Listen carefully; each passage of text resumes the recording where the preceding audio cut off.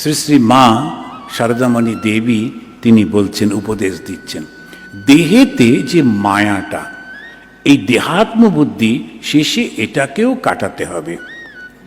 তো একজন ভদ্রমহিলা এসেছিলেন, বয়স প্রায় 92 বা 95 এরকম। বলছেন, মহারাজ আশীর্বাদ করুন যেন আবার সুস্থ হয়ে সব কিছু করতে পারি সংসারে। আমি বললাম যে অবশ্য আমার কাছে আশীর্বাদ করবার ক্ষমতা নেই, কিন্তু প্রার্থনা করব।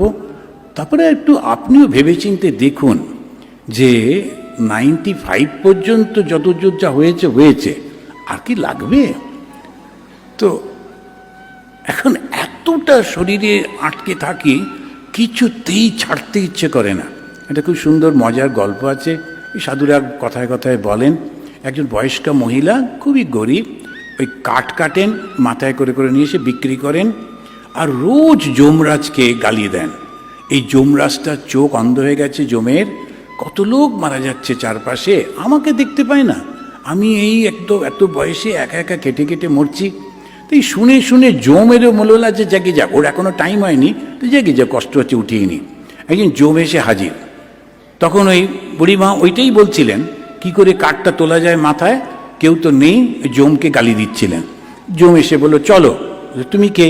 বলো, আমি যম, তুমি তো আমাকে ডাকছিলে, তোমার কষ্ট হচ্ছে, আর দরকার নেই, কিছুদিন আগেই আমার কাছে চলো।